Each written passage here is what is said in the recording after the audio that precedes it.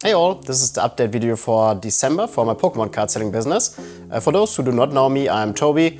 I'm selling Pokemon cards since now 6 months. I started in June 2025, so last year. And I'm selling Pokemon cards in Switzerland. And so I try to tell you always my numbers. I show you at the end always which revenue I got in this month and also my profits. And yeah, so let's get started. For December, I was only 1 week in December really here in Switzerland, and the other time I was at a business trip in Las Vegas. So for 1 week, I was at beginning of December, and the last 2 weeks I was just at vacation, visiting my family. And so I have only like 1 week of really selling cards. I did not shut down my store, but I showed like on my Shopify store a notification that I'm on vacation for 2 weeks and that I only deliver now at beginning of January my deliveries. And so I got for Shopify only I think 1 or 2 orders, but which is kind of good because I only started like 3 months now with Shopify as well, and I do not really have much customer there, so I think it's also fine for December. And I also did not really push the other platforms because I didn't have time to do it. And so this month is a bit special, but I think it's also interesting because most of you, if you want to do this, will also be not there the whole year. You will also have like maybe a vacation for 1 or 2 weeks. And if you have this, you will do not earn as much as you would in a normal month. And so I show you now the numbers if you only have like 1 working week in a month instead of 4 or 4.5. And this is really visible in the numbers as well. I just mentioned the 2 orders on Shopify which I got for December. And one was really cool of them because I implemented, I think in mid-November, I showed you in the video, a method to get my bulk inventory as well on my Shopify store. And I do this with TCG Power Tools, and this was like, I think 3 or 4 weeks online now, and I got a really large sale of only bulk cards within Shopify. So I think this was a customer from Card Market originally, and I think he scanned the flyer which I always put in the shipping envelope. And so he then ordered 150 cards of bulk cards just from my Shopify store, which was really nice. And I never got within 6 months a comparable order in this size from Card Market. I think the largest one was maybe like 25 or 30 euro. And so this was the largest bulk sale which I got from a platform. I got larger ones directly reaching out to a customer by email, but not from any platform. So I really noticed that on Shopify, your order values is much higher than on Card Market or on other marketplaces as well. So this is really a huge advantage of using Shopify. And unfortunately, I do not have so many customers right now, but I think this will also then a topic for this year. But this is definitely one reason why I also want to try to increase my Shopify sales. And there are also other advantages on using Shopify compared to other platforms. But as planned, I will continue with Shopify, with Card Market, over TCG Power Tools, and also with Card Trader right now. And I also sell cards on Ricardo, which is similar to eBay in Switzerland. But here I still have the problem that I did not get my integration to Shopify, and I do not want to list manually cards because then I need always to sync my cards between Shopify and Ricardo manually. And I wait now like I think 3 months on it. But yeah, I think they are still busy, but I hope the connection between Shopify and Ricardo will work in the next few weeks. It would really cool, but this is also a reason why I do not have many sales this month, because on Ricardo I made my most sales in the last year, and now I do not list any cards there anymore. And yeah, so my largest platform is right now not really getting any sales anymore. Then another good news is that I got my approval for a flea market stall for the whole of 2026. I think there are like 10 dates in the whole year. How it works, it just is a local flea market in Bern, the city where I'm living in Switzerland. And I think it's on Sundays once a month. I think not in January or not in another month in summertime, but the other month I will then also go to flea markets now. and will try to sell something there. It's smaller than a card show, but it's very local, and I can also talk with the people. So I think it's really cool opportunity to use it and try it out. Yeah, let's just see in the year how this will work out. I will talk a bit more about this topic when it comes to the flea market dates, and then I show my costs. Maybe I'll make an own video about it, and then also show my revenues of it. And one thing which I really want to get running now is that I can list my more valuable cards, so $1, $2 and above cards, also over TCG Power Tools, and then to Card Market, Card Trader and my Shopify store.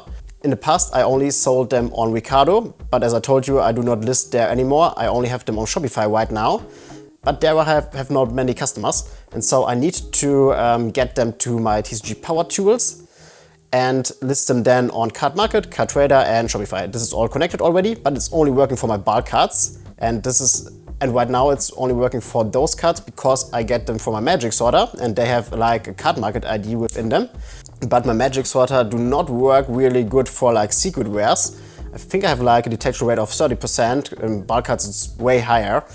And also in addition to other things which I cannot really use my Magic Sorter to use for the more valuable cards, is because I cannot use a sleeved card or top-loaded card within a Magic Sorter. Top-loaded cards do not fit into the structure of the sorter, and the sleeved cards have a really strong shining effect. So if the camera from the Magic Sorter scans the card, you just see like a white large dot on the image, and he is not able, because of this, to detect it. So these are the reasons why I need a different process for my more valuable cards, and I do not want to have them in the Magic Sorter without sleeves. I think he do not really damage them, but I do not really want to risk it with higher value cards. And so I need a way right now to figure out how I can get my 900 cards, which I have right now, also to TCG Power Tools, and I need the Card Market ID for it. So I need to figure out a way how I can list my 900 or 1000 more valuable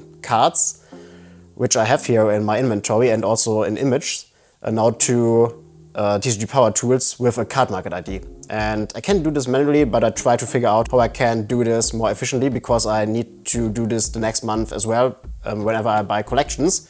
And this is where I'm working right now on to get this done. And then hopefully I can see for the first time how much I will make on Card Market and Card Trader when I list my more valuable cards there, like secret rares, EX cards and illustration rares and such, and all these cards, because I have right now only the bulk cards on those platforms.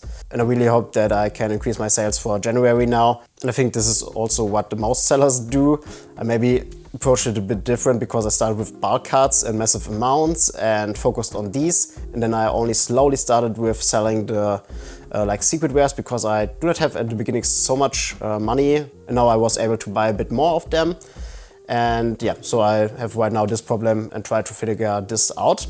Okay, now coming to the numbers of December.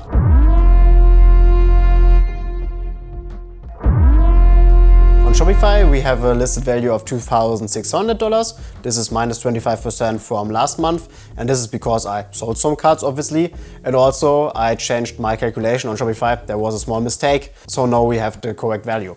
On Card Trader, on Card Market and Shopify, we have listed our bulk cards, and it's always the same cards. And here we have a value of $17,000 listed. Our fixed costs changed a bit. It's now $265. I think what changed is the TCG Power Tools. We pay here a bit more because we got higher sales in November, and it's related to how much you sell on Card Market. And yeah, so we need to pay a bit more fees on TCG Power Tools.